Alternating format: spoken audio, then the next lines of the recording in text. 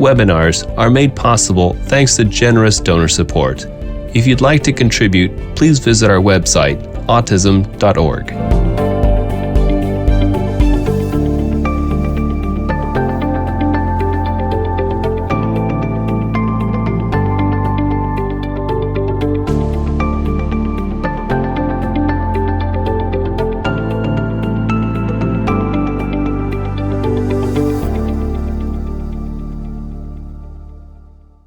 Now, before we get started, I'll introduce our speaker. Dr. Summer Bishop is an associate professor in the Department of Psychiatry and Behavioral Sciences at the University of California, San Francisco. She's a clinical psychologist with expertise in assessment, diagnosis, and treatment of individuals with autism spectrum disorders.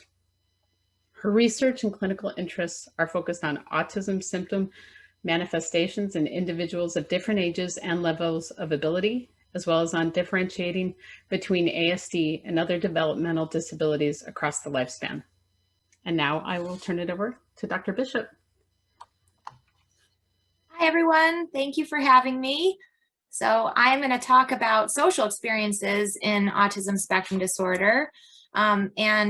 Before I start, I want to acknowledge some really key players in this. Obviously, all of the families who participated in the work that I'm going to present today, and to Spark, who helped us with a major study that's ongoing. And then we have some funding for various pieces of this work. And then really importantly, my key collaborators. So Ryan Adams is a developmental psychologist at Cincinnati Children's Hospital Medical Center, and Julie Taylor is a developmental psychologist at Vanderbilt. And both of them have been involved in pretty much all the work that I'm going to talk about. And this would not be possible without either of them. So I feel like they should be here too, but they are in spirit. And then we have a number of postdocs and students working with us too. And my mentor at Wasteman Center was Marcia Malik, and I'm going to talk about one of the studies that we did together there too. So this first study actually is not mine, but I think it sets the stage nicely. And one of the things that's happened in the last 10 to 15 years because of work like this is that people have become more acutely aware of the impact of social experiences on people on the autism spectrum, and just risk of various negative experiences, including bullying and peer victimization. So this study was really important in showing just extremely high rates of bullying. So these data came from the Interactive Autism Network, which was one of the first big registries, and Spark has followed in those footsteps. I'm happy to share more information about that too. It's a wonderful resource just for understanding some of these research questions better. But these authors looked at responses, parent responses to a survey about bullying in their children with autism spectrum disorders, and found that the majority had experienced some kind of peer victimization during their lifetime, with a large percentage having experienced victimization during the past month, and more than a quarter experiencing some form of victimization 2 or more times a month. They also looked at perpetrators of bullying within this sample, and found that, a significant minority of the individuals, the students with autism, were reportedly also involved in bullying their peers. And most of these were also the victims of peer victimization also. So in terms of the risk factors, so who was more likely to have experienced peer victimization, the victims were less likely to have low levels of academic achievement, which I think is representative of a broader theme that I'm going to talk about, which is that the kids who are most likely to be experiencing peer victimization have a lot of strengths in terms of cognitive and language ability, and therefore they're also most likely to be in inclusive settings. So I think this is essentially the same finding that the kids were more likely to have a diagnosis of Asperger's syndrome, which of course is no longer in the DSM-5, but it's reflective of the fact that these kids with these Asperger's syndrome diagnoses previously had higher cognitive and language abilities, and were therefore in more inclusive settings. Or more likely to be in more inclusive settings. But they also were more likely to have free and reduced meal status, have a high level of autistic traits, according to parent report, have difficulty making friends. They were more likely to be racial minorities. They were more likely to be diagnosed with comorbid disorders like ADHD and depression, and they were more likely to be in this general education population. But across the whole spectrum, kind of regardless of parent-reported level of functioning or level of autistic traits, there was a high risk for these kids being bullied, with the highest risk for those who had higher levels of cognitive and language ability. And so one question that this raises, just for us from a systems perspective, is that we know that there are lots of potential benefits for children and adolescents being in more inclusive general education settings. But how do we make sure that they're protected from these negative peer experiences like bullying, and how do we make sure that they have the coping skills to really be able to manage the less supervised, more inclusive environments, especially as kids get older. So now I'm going to move into the work that I've been involved in for several years with Ryan Adams and Julie Taylor, who I mentioned earlier. And we have been interested in understanding how negative social experiences like peer victimization are related to internalizing problems, particularly depression and depressive symptoms. And so where Ryan really spearheaded this work is because he's coming from a developmental psychology background, and he's interested in peer relationships in typically developing adolescents, is that there's a really well-established link between negative social experiences and peer problems and depressive symptoms in typically developing kids. But this work has not really been very much done in autism specifically. And the reason that we think it's important to look within a population of adolescents or adults on the autism spectrum is because in addition to having extremely high rates of depression, we know that individuals with ASD have high rates of loneliness, low rates of friendships and social engagement, and very high rates, as I just showed you, of negative peer experiences, including peer victimization and bullying. And so it's possible that understanding more about the relationships between social experiences and psychological health, I mean, it could really help explain to some extent the high rates of depression. But it also gives us a point of intervention to try to prevent or reduce depression and to enhance psychological well-being in this population. So to us, it has seemed like a no-brainer that we ought to understand this relationship better. But I think that there were a lot of things that were holding back this research previously that I'll talk more about, but including kind of misunderstandings about what people with autism wanted or required in terms of social relationships or social interactions. And so we've been trying to do a lot of work to understand these relationships, but not at the group level. I mean, very much at the individual level, because people are all different. So there's still a lot of work to be done, but I'm going to talk about a series of papers now that kind of lay out where we are. So the first study was trying to establish whether there's even a link in adolescents with autism between peer victimization and internalizing symptoms. And much of this work is focused on people with higher cognitive and language abilities, in part because we know from other research, like I just showed you, that there may be an even higher risk within this group of experiencing peer victimization. But that's not to say that people with less verbal abilities or with lower cognitive abilities can't experience these kinds of negative events.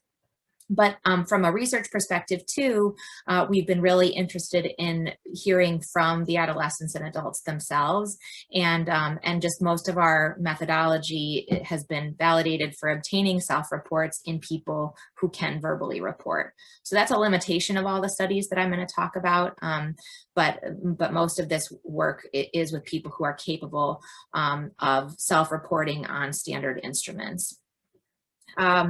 So this sample was collected at Cincinnati Children's Hospital, and we had 54 adolescent boys. And the reason that we only included boys in this work is because instead of just including, 6 or 10 girls and throwing them into the mix, since we had such a majority of boys, we only analyzed the boys. And this is an important direction too for future research, is that we know that adolescent social development is really different or can be really different for girls than for boys, which requires us to recruit large enough samples of girls with autism that we can give them their fair part in the sample. And so since we weren't able to do that here, we focused on boys. And so we had the adolescents fill out a number of self-reports of bullying and internalizing symptoms, and parents did the same. And you can see their diagnosis, DSM-4 diagnosis. They all had a diagnosis of ASD, with about half with Asperger's syndrome and half with autism. And this was looking at the Schwartz peer victimization scale, and the scale is 1 is never, and then 7 is almost every day. And so one of the takeaways here is that the adolescents are reporting, once in a while, kind of to moderately often, for verbal victimization, relational victimization, physical victimization, and physical victimization was the least commonly reported. So that would be like actual physical bullying, and then social victimization. So but there's a big range here that you can also see. So some people experiencing these things every day and some people never. But then the parents consistently reported higher rates of these things. And one of the questions is, well, what's real? Because the parents weren't there. And that's true, but it also may be that people just have kind of different perceptions of what's actually happening.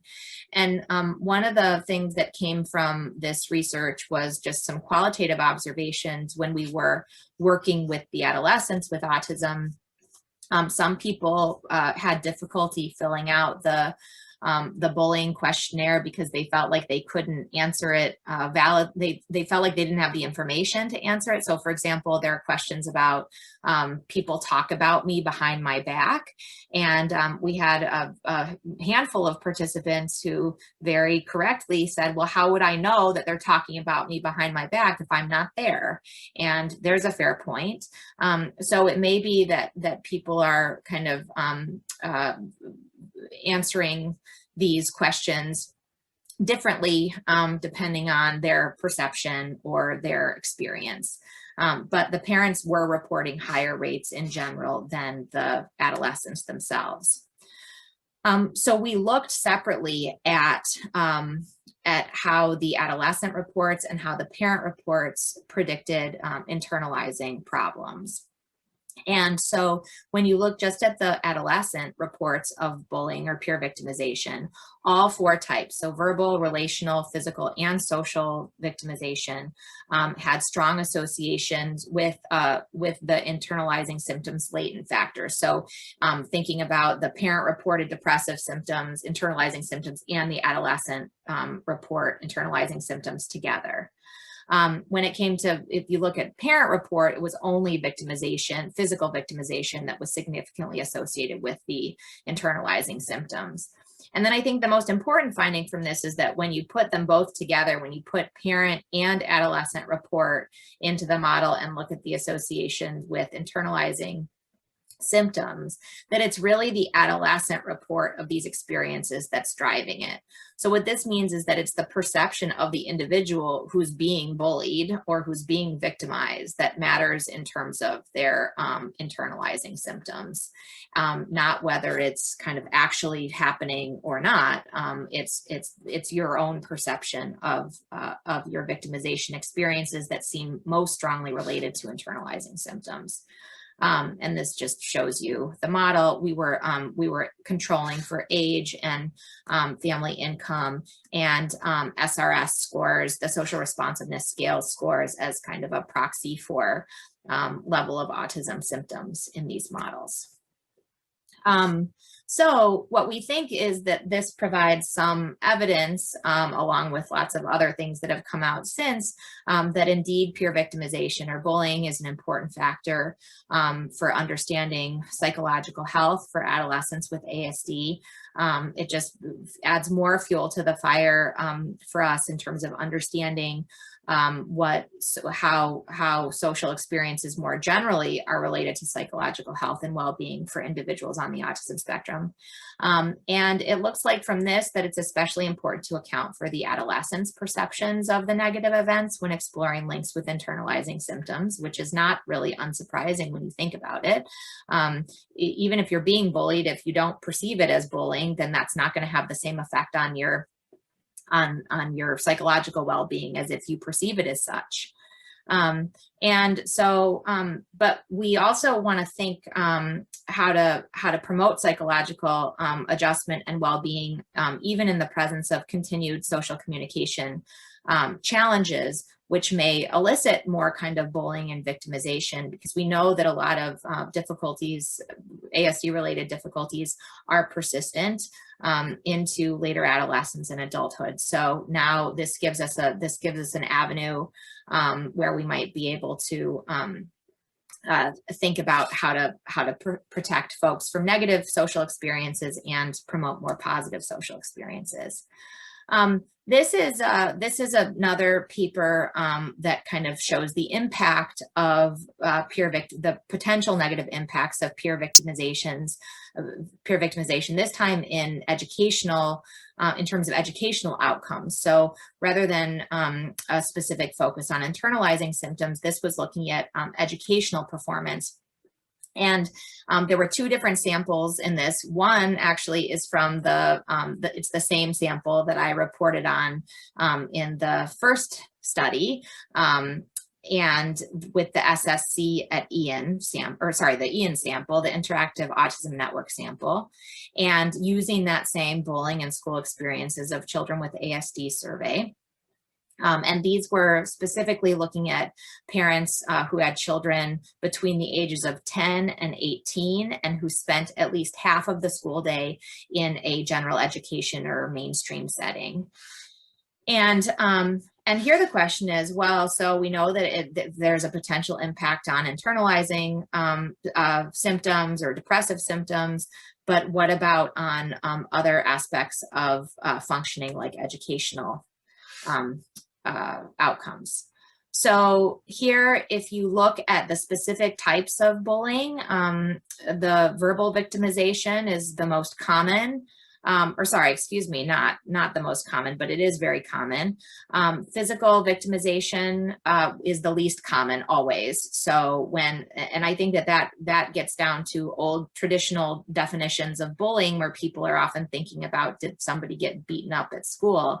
But there are lots of other forms of victimization that don't involve anything physical and that are still really important to consider. So the parents reported that a number of their adolescents were being ignored or were being provoked. So really, where they were being egged on by peers, and this can result in all sorts of reactive aggression and other undesirable things that lead to more bullying. So each type of victimization, all of these different types of victimization, were significantly associated with lower feelings of enjoying school, lower feelings of belonging in school, and lower feelings of feeling safe at school. And verbal victimization and being ignored had the strongest associations. So in terms of the negative effects, if you were being teased or called names, or if you were being ignored, these really contributed to bad feelings about school. And none of the peer victimization measures was associated with academic performance, but these are, again, all of this is parent report. So there are a lot of methodological limitations to these broad-based looks at the effects of peer victimization. And so we need to get a lot more detailed and nuanced in our future work, but it gives us a sense that indeed this is affecting how much kids want to go to school, which also makes sense. And then from that same sample at Cincinnati Children's with the 54 adolescent boys, where we had shown there was an effect of peer victimization on internalizing symptoms, we also looked at kind of single item measures of educational outcomes on the CBCL. And found that verbal, relational, and kind of ASD related victimization, so specifically picking on things related to having an autism spectrum disorder, really trying to provoke kids into having meltdowns or outbursts, that they were significantly associated with disobedience at school. Verbal victimization was associated with fearing going to school, and verbal and ASD related victimization were significantly associated with poor schoolwork. So again, with all the caveats of these are single item measures, a lot of them that we're looking at associations that we can't understand really direction of effect. I mean, with any cross-sectional data here, we can't know what's causing what, but there are associations and reasons to believe that children who are experiencing more peer problems at school may also be experiencing general bad feelings or difficulties with academic achievement, or other negative school-related outcomes. So this further emphasizes the need to create interventions to directly address negative peer experiences at school, because now not only is this affecting psychological health and well-being of the adolescents with ASD, but there may be negative effects on academic functioning. And the interventions we think may need to focus specifically on verbal victimization, being ignored and excluded, and then forms of victimization that are particularly relevant for adolescents with ASD, such as being provoked to display strong behavioral reactions. And so that this is something that it seems like is causing a lot of problems for adolescents with ASD.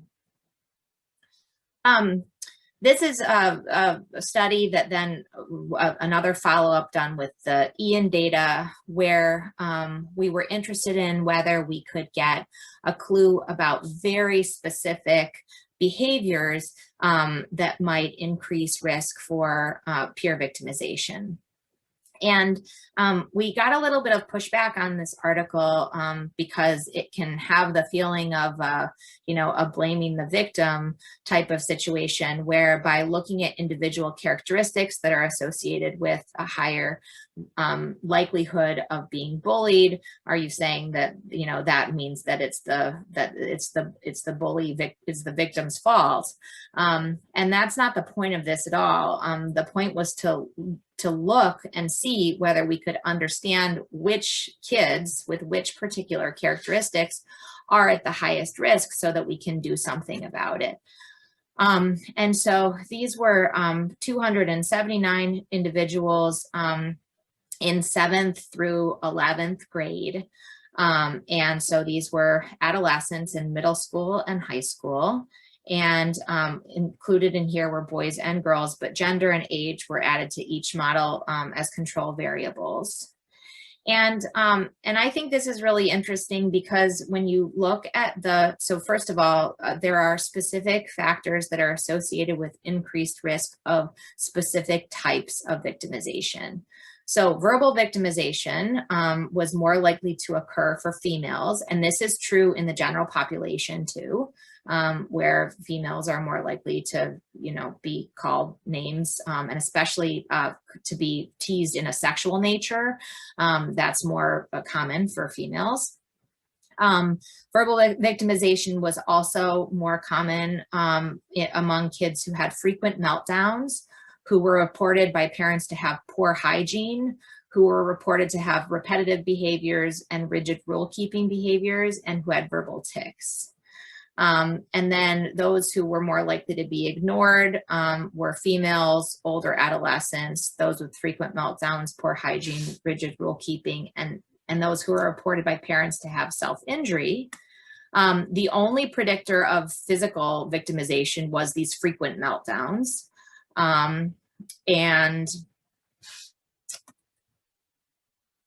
Okay, so this was again a preliminary look, but at trying to understand which specific behaviors put adolescents with ASD at risk for experiencing different types of victimization. And what I think is important about this is that we often think about when we're phenotyping or when we're trying to draw associations at things that are diagnostic of ASD. So you think about ASD features, and what we measure with a lot of our instruments are things that are potentially diagnostically informative. But something like frequent meltdowns, I mean, that's common in lots of different kids with lots of different diagnoses. Or poor hygiene is certainly not something that is at all diagnostic or specific to ASD. But those are the kinds of things that may really be putting certain children with ASD at increased risk for peer victimization. And a major limitation with this study in particular was that we only had parent report data. We didn't have information about any kind of the directly observed or directly ascertained features about the person with autism. And we had multiple comparisons, and it was only 200 and some odd kids. But I think this is compelling to think about where we might be able to intervene on features not directly related to autism, but helping kids understand that it's off-putting to peers if you look like you haven't taken a shower, or if you're having a lot of meltdowns in class, and so helping to address those behaviors through various types of interventions. So in general, the implications, I think, of this set of studies is that it seems clear that there is an increased risk for kids who are in more integrated settings for peer victimization. And that we need to consider in assessment of social functioning and in intervention planning, are negative peer experiences happening or undesired interactions? What kind of coping strategies does somebody have to deal with these situations? Are they, are internalizing symptoms related to this feeling of, is there negative comparison going on where I'm not like everybody else? Or, how can we cope with those feelings that may be leading to poor psychological health? And then I think just individual differences in reporting either victimization experiences or negative peer experiences, or also in definitions of friendship, or, I mean, these are a lot of the things that came up qualitatively in our work so far, that we have to think about what we're measuring and how that may be different for this population in terms of some of the standard measures, but it's really important to get to the bottom of that. And then I think one of the most important points too is that there is a value to understanding an individual's internal experience, and that it's not always the same as whatever it looks like on the outside. But beyond this whole idea of how do we understand the negative ramifications of negative peer experiences, and how do we try to prevent negative experiences, We also want to understand how to identify potential buffers or sources of resilience or factors that promote psychological well-being. And so I think that, so the next studies that I'm going to talk about are not on necessarily the negative social experiences side of things, but on things that could have a potentially positive impact.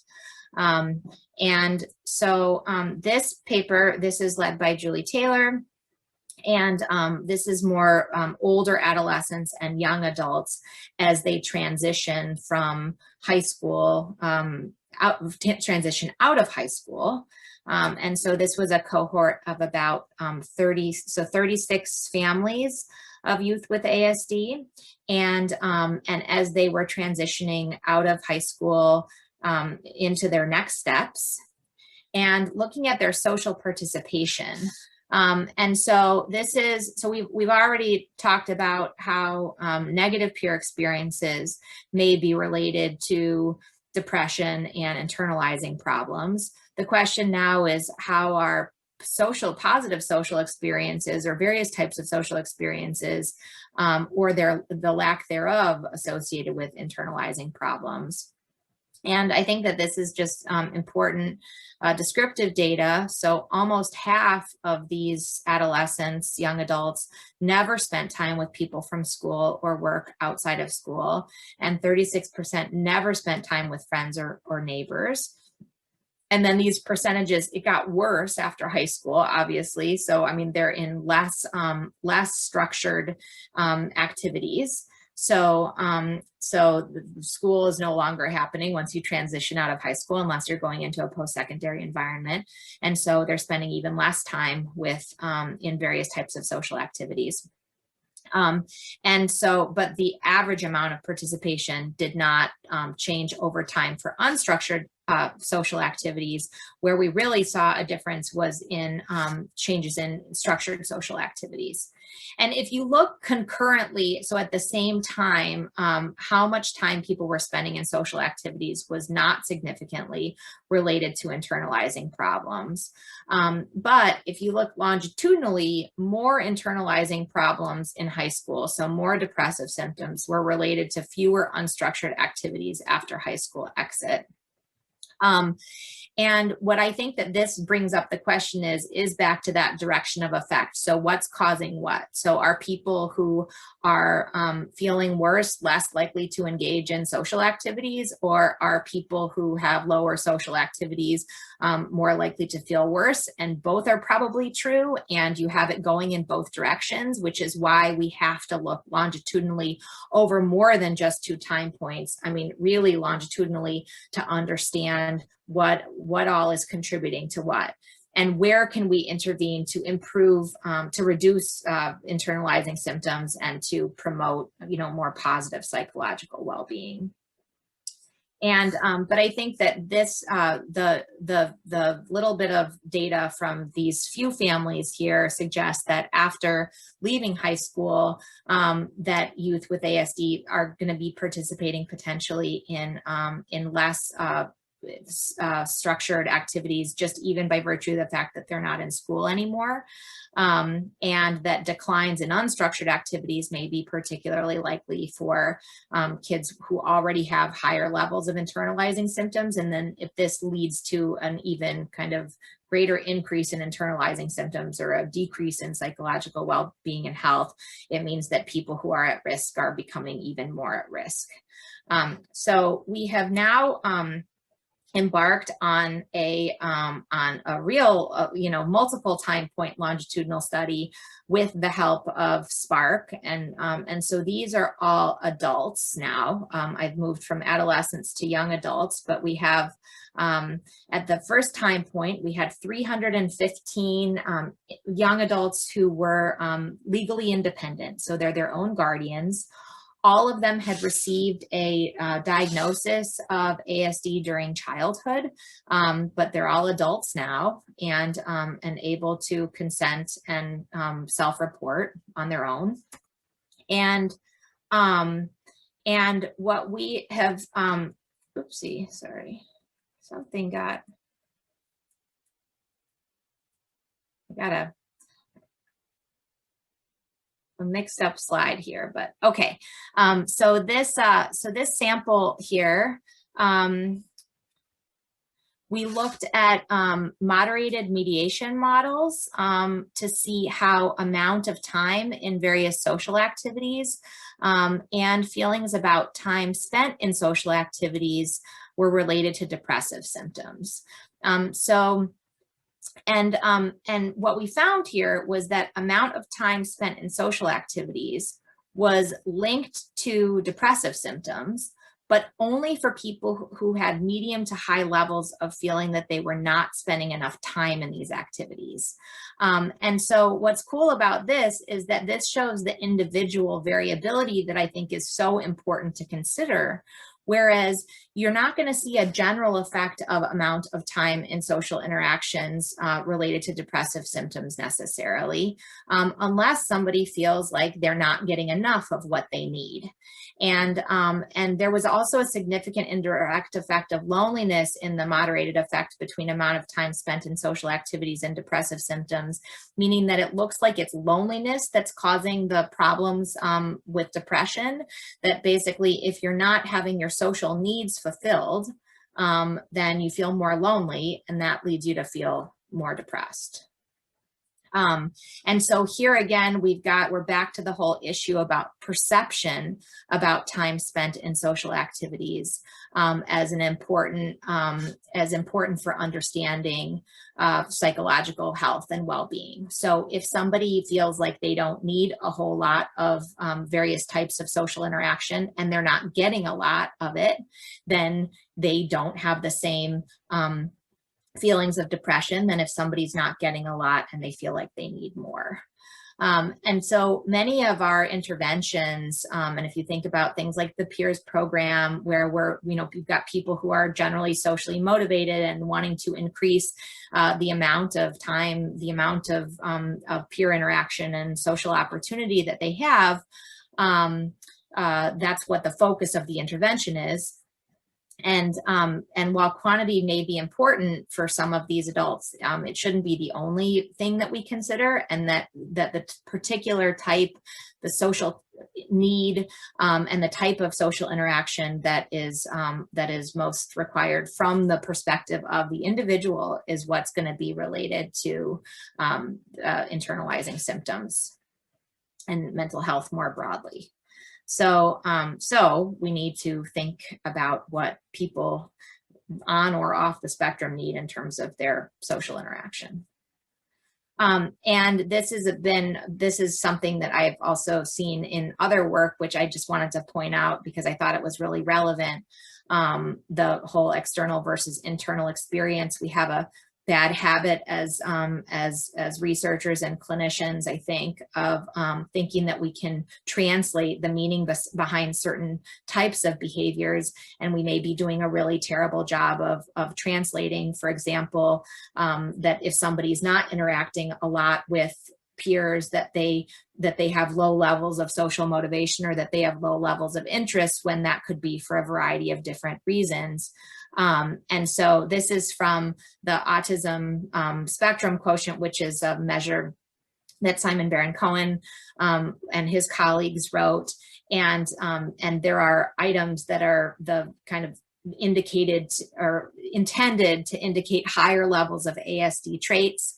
And this was from a group of adults with autism in Wisconsin. This is Marcia Malick's study of adults with autism spectrum disorders living in the community.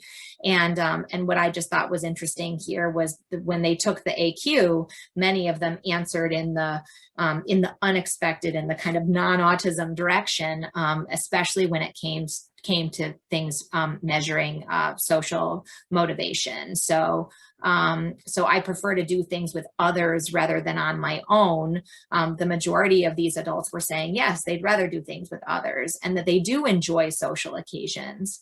And so just because somebody is not performing as they would like to, or in a way that is easy for them in social, social settings may not be easy for them, but that doesn't mean that they aren't in fact motivated and interested in social interaction. But there's a lot of individual variability there. So on the same note, it doesn't mean that everybody wants the same level of social interaction. And so I think a really critical question for us as clinicians and researchers and parents and just people in general, and I think that it's been pretty fascinating and awful this whole past year with COVID, to understanding how our social needs as humans aren't being met for a lot of people. And but given different social preferences and perceptions that are very individual, what level of social participation is adequate? And how do we identify what is a person's kind of like sweet spot? What do they need? And I don't even think this is always necessarily conscious. People may or may not be aware of how much they need to make them happy, but we ought to have ways to figure it out. So we can use clever data collection strategies to figure out when is somebody achieving the optimal level of social interaction or social participation, or what type of social interaction or social participation, to determine what services are most likely to be useful. Because if we knew what people needed to make them happy, to feel their best, to live their best lives, then we could try to make it happen. And I'm a big proponent of services that they're simply intended, the primary goal is to create positive social opportunities. So social skills interventions, I think, can be great and can be helpful, but I wonder how much an active ingredient of a lot of these groups is actually just providing a positive social experience and welcoming, accepting, loving environment with people who care about each other. And that's really and can we figure out ways to create that in various settings outside of a therapeutic context? So I just want to finish with a thought about social functioning. I mean, we often interchange things like, social ability, social functioning, social skill. And if you think about somebody, I mean, social functioning is relevant to every person. How are you doing in your social world? What are your relationships like? Are you getting enough of what you need? And that's a very different construct than social skill. So whether you are really suave or really awkward, or have lots of kind of specific social difficulties or none, that can all have a bearing on your social functioning, but they are different things. And I think that where we have done a lot of work to try to understand social skills and specific social deficits associated with ASD, we have still limited information about actual social functioning and how to improve it. And even when it comes to our interventions that are purportedly improving social functioning, they're usually looking at specific skill changes, but that may or may not translate into differences in how people are coping in their broader social environment. So with my colleagues whom I've already mentioned, we are trying to figure out new ways of measuring outcomes using things like experiential sampling and other methods that get more, hopefully, to the heart of what's truly happening to somebody on a day-to-day basis. But I think that a much broader question and goal of this work is to figure out what is optimal for each individual in terms of their in terms of their social needs, their social, different aspects of their social functioning. And this is likely to be so variable that we have to have a way to assess it and then to implement something to make it happen. And I think this goes way beyond autism spectrum disorders, and more is just about people in general, and at different points in their lives, how do we make sure that people have their social needs met? And then this is just a quote from an adult with autism that I think is helpful to I always keep this in mind. that every person is an individual person, not just a collection of symptoms. It's just like everybody else, different personalities, different sizes, different shapes. And I think that really goes for social interaction and peers and everything else. We make a lot of recommendations that can be extremely perspective about what so-and-so needs. But this is going to be highly variable between different individuals and within the same individual at different points in their lives. So we got to figure out better ways of identifying meaningful intervention targets when it comes to social functioning, I think, that are relevant to each person individually. So I'm going to stop now and happy to take questions and talk more, and would love to hear people's thoughts. So thank you. All right. Thank you so much, Dr. Bishop. That was great. Really appreciated it. We do have some questions. You'll see people are typing questions into the Q&A. I also have a few questions that were asked via email. So if you want to start with the Q&A, that's great, or I can read a couple of these questions to you. Oh, sorry. I'll just take the first one because I unfortunately can't answer it well right now. So could you talk about gender issues, transgender being revealed in early teens specifically? And I think this needs a webinar in itself. And actually I have some ideas of people who might be willing to come and talk, but I think it's a really important point because, you know, in addition to all of the kind of behavioral issues that come along or that are more likely to occur in people with autism spectrum disorders. There are also other aspects of identity that that put people at increased risk for peer victimization, and certainly gender issues or the status of as any kind of minority, including gender minorities, can increase likelihood of certain types of victimization. So we need to, that needs to be included here, but I don't have data for you, but I have ideas of people who could talk about this. So maybe I'll get with Denise after this and send some papers too. That would be great. Yeah, we could definitely do a talk on that. Okay. And have you seen results, or do you know of studies that actually show teachers unintentionally reinforcing the behaviors of peers who victimize those with autism, and also actually ignore and provoke kids with autism as well? Another excellent question that I don't have any data about, but should be considered in any of these, in any school-based interventions.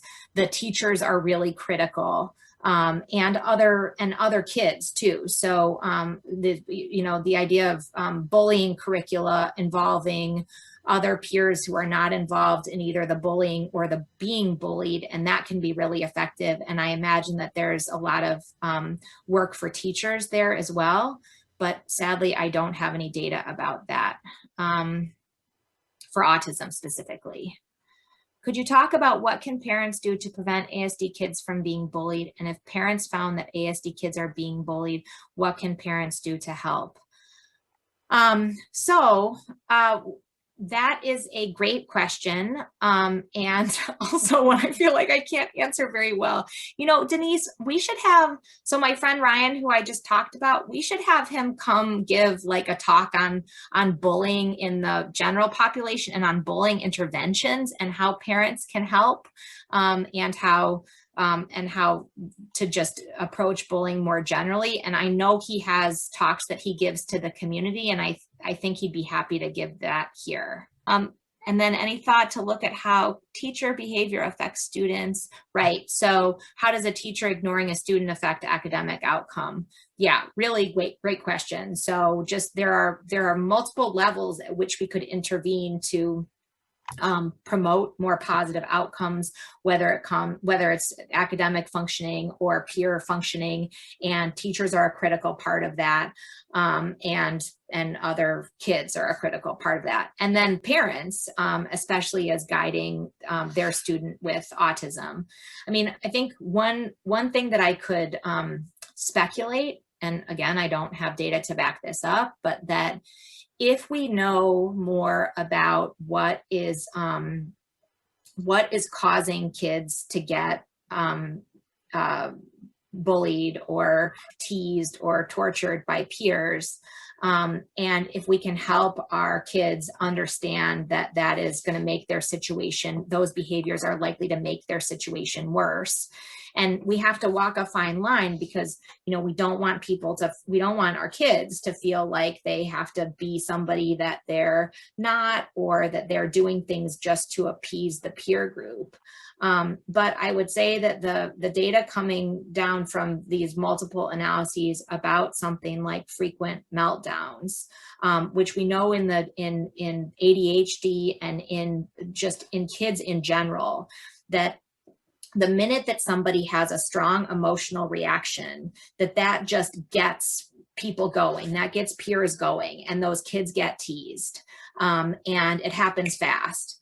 And so for thinking about just teaching emotion regulation and coping strategies, and figure out how to get our kids out of the situation if things are escalating, so to get them somewhere where they can have a reaction and other kids won't see, I think that would be good for every kid, because we know that those things are just likely to elicit a lot of bullying and teasing from other kids.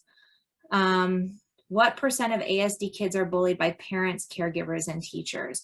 I don't know that either, but I could look that up to see. I mean, we know that kids with autism and other neurodevelopmental disorders are at increased risk of any kind of abuse from parents, from any kind of system.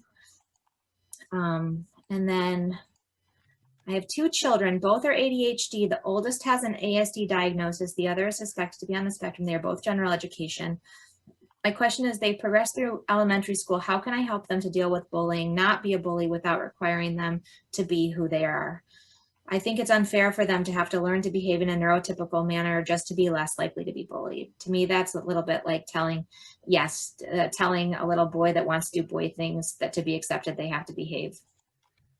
Yeah, so right. So being prescriptive about the types of behaviors that somebody has to exhibit in order to be accepted by their peers. And I mean, I think that that's really, we don't want that for any of our kids. We don't want kids to be bending who they are, or, you know, being somebody they're not just to try to fit in. I think that one of the ways to possibly frame it is to think about things that would be really just unacceptable or not unacceptable, but difficult to manage in a broader societal context. So it's kind of like manners, right? So like, you know, please and thank you and excuse me, and these niceties that just make it easier and more pleasant to live within a society. And so we may have to train ourselves to do some of that, even when we're in a bad mood, or we don't really feel like it, but it makes the world an easier place to navigate for everyone. And so with peers, I guess that's what I was saying with I mean, sometimes you feel very strongly and you feel really, really upset, but if you're in your job and you start swearing and throwing chairs and kicking things and screaming at your colleagues, you're not going to have that job for very long. So trying to think about the types of behaviors that just elicit bad behavior from peers that also are likely to have longer term negative effects on social and vocational and academic functioning, to help kids get those things in check, while still making it clear that all the aspects of their personality and all their, you know, their individual differences are valued and celebrated. Wish we can have a study conducted in this underdeveloped country of Pakistan. The bullying goes unnoticed. Yes, and another major limitation beyond all the ones I already mentioned about the research that I presented is that, I mean, the samples, the autism research samples that we have in this country are mostly kids who are not from ethnic minority or racial minority backgrounds, and kids who come from kind of highly educated parents and situations. And so, so we have a huge diversity and representativeness problem in our autism research, including in the samples that I presented today. And what about nonverbal kids who can't tell their parents about bullying? Excellent point. So it's not like this doesn't happen. I mean, one of the things that it seems like with kids is that kids learn pretty quickly when somebody else is very different, right? So when and as we tend to see kids understand something about vulnerability, and when they see a peer who's really struggling or who can't talk, they're actually those kids are less likely to be victimized by peers. They're still very vulnerable, especially because they can't talk, and they may, and we know that they're at an increased likelihood of other forms of abuse, potentially by teachers or other authority figures. But peers, at least kids, they seem to not pick on those kids. The kids who get picked on are the kids who peers don't think that there's really anything wrong with, but they see their behavior as annoying or obnoxious, or that they have control over it. And so that's a really important, that Ryan can also talk about this, but when kids feel like a behavior is another kid's fault, then they're more likely to pick on them for it. If they see it as part of a disability, then they're less likely to pick on them for it. And so I think one of the things that we're seeing is that so many kids with autism, especially who are in general education settings, are so capable in so many ways that their peers really see the capabilities. They see them as, you know, able to perform academically at least the same level as other kids, often higher, you know, and they look, you know, they look like the other kids, and a lot of times they act like the other kids. But then when they do these things like pitch a fit for, you know, whatever reason that the child doesn't understand may be related to their neurodevelopmental differences, then that's when they're likely to get teased. And so part of this has to be also educating the peers about why things are happening, I think. And anti-bullying interventions have been, have had some success there. Let's see. If a child is having frequent meltdowns, there is a reason for the behavior. A child should not be penalized by others for their dysregulation. The general population should learn how to appreciate and accept difference. This would help greatly. Think of how being gay was not readily accepted, and now through education and societal perspective shift, it is accepted. Yeah, I think that's an important point too, just in terms of education of people, in terms of why something might be happening.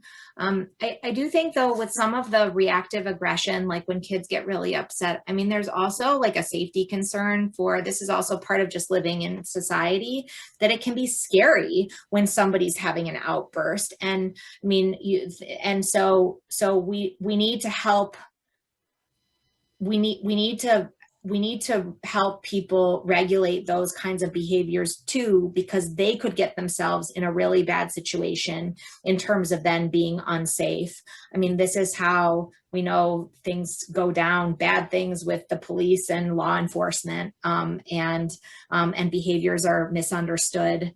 And so I really worry about these kids too, who are having big emotional outbursts and meltdowns, being at risk in the community outside of school. In school, they're relatively protected, but what happens if that happens at a store and police get involved, and then it's just scary and bad for everybody. So one of the things that I think that we have perpetuated, a big pet peeve of mine, is this idea that, you know, that there's some greater value for having friends who are neurotypical, or than friends with autism or other developmental disabilities. And why, I mean, why does that matter at all? And so what I have seen in some of my work with adults in particular, that it is pretty disturbing to see how some adults with autism are not very nice to some of their other adult peers with autism in the social groups, for example. And I think but that also comes down to social understanding, and especially in adulthood, knowing that you shouldn't tease people or be mean to people. And so there needs to be some explicit teaching for everybody, not just the neurotypical peers, but the people with autism and other developmental disabilities, about acceptance and about, understanding of people's differences.